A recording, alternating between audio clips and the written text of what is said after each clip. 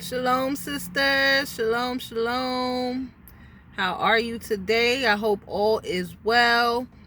This is Sister Kadasha, and just coming on here. I know you've seen a lot of me this week, so I'm just trying to do better as far as posting because I do get a lot of a lot of thoughts just come to my mind, and a lot of things that I want to share with you, sisters. Just having heart-to-heart talks.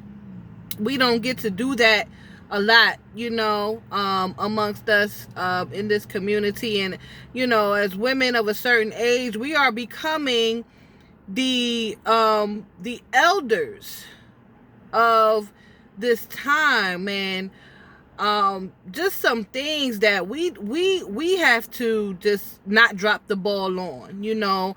Our foremothers might have dropped the ball. The generation before us might have dropped the ball, but we have to, as a collective, be intentional about our decision making, be intentional that there is a generations behind us that are looking at us and looking at our decisions. So we can't afford to be silly. We can't afford to be careless. We have to really consult Yah and really, start to build that faith that He is with us and that He has purposed us for a time such as this to be the women of today, and to go back to that biblical standard of women during that time. The daughters of Zion during that time had dignity. They were honorable women. But you look at us today, we have been bust down. I mean, what do our younger sisters, what do they have to look up to? Us, trying to strive and really live life according to, the way of the scriptures, according to, keeping the commandments and, living an upright life and walking this straight and narrow path. We have to be careful to not be religious about this thing, but to make it practical so that, somebody coming in does not stumble off of, the small irrelevant things, the things that do not lead them to salvation. Okay. And it was just a few things that was on my mind, and it just really, sometimes it hurts because we are competing with a generation of whores and harlots and just women that are shameless, okay, immoral.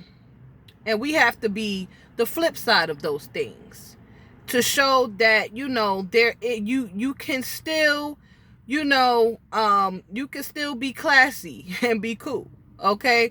You could be modest and still, show a person that you are not one to be played with. You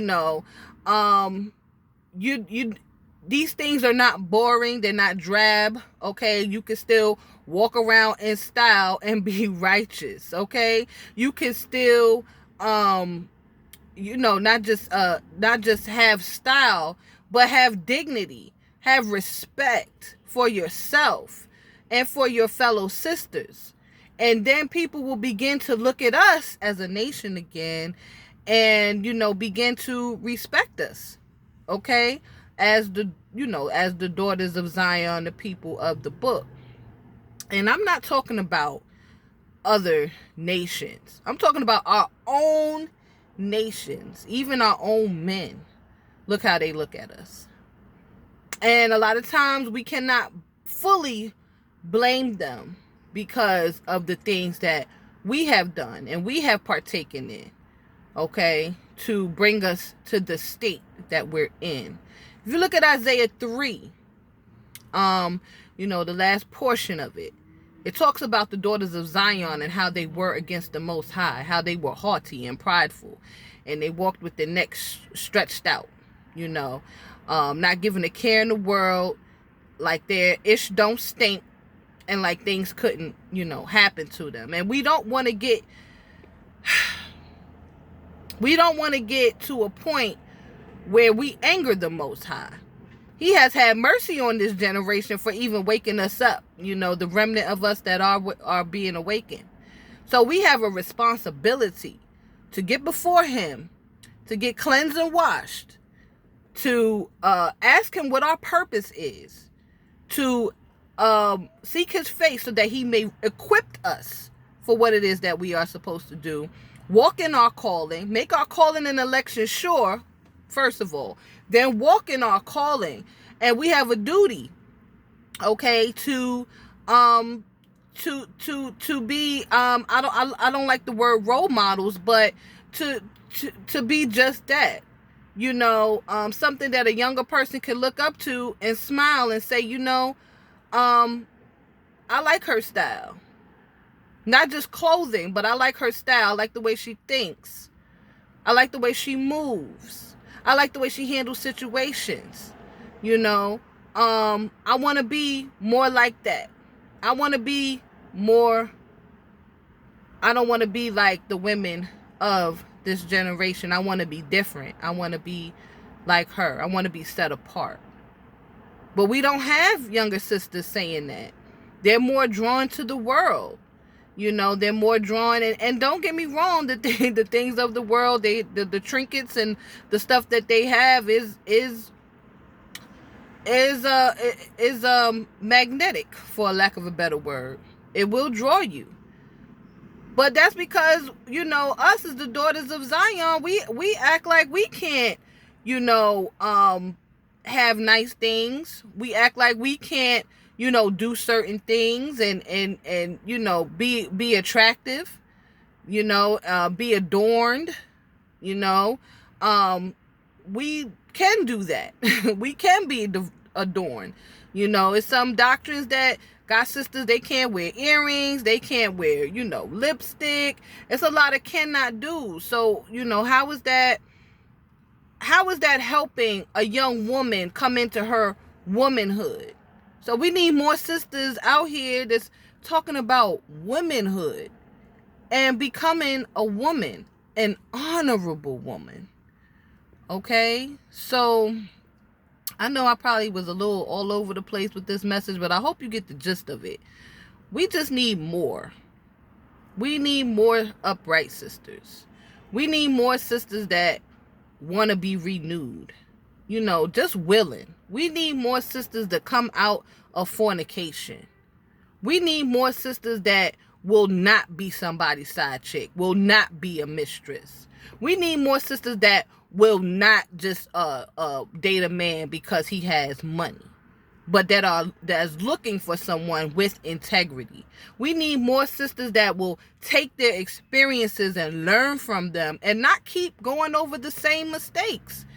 Because we got to be able to show the next generation coming up how to maneuver through some of these things, how we overcame. The scriptures say we overcome by the blood of the Lamb and the word of our testimony. How did Yah bring us through certain things? If he's trying to bring you through something and you keep going back to the muck and the mire, how are you going to have a testimony to tell another sister? So we have a responsibility. We can't keep saying that Yah knows my heart. Come off of the drugs. Stop drinking. All of these different things, these different conditions that got us twisted. We got to do better, sisters. We got to do better. We have a generation behind us, and they're coming up very quickly, and they're rough and tough, and they acting like men, but they not. They not men. And inside, they need somebody to talk to. They hurting. They're screaming for attention. And if we're not here as the believers to intercede and pray on their behalf and just be available, then what are we doing? And what are we doing this for? Okay, so we can't always think about ourselves and just striving just so we can make it. You got people watching you, and even if you think they're not watching you, they're watching you. Nieces, nephews, cousins, they're watching you. You keep the commandments, or you follow Yah. They're watching you. They're watching your every step. They're watching your every step. So we got to be mindful, sisters. Okay, that's my 2 cents for the day. That was something that was weighing heavy on me. Um, when a young woman sees me, I want her to say, you know what, Kadasha's cool. I like her. I wanna pick her brain. Kadasha's cool. She's not like some of them other sisters. She's cool. I want to talk to her. Let's get off of our high horse. Let's stop being so self-righteous that you can't help another sister out and pull her out of the muck and mire. All right. I love y'all, sisters, and that's all I got for today. Shalom, shalom.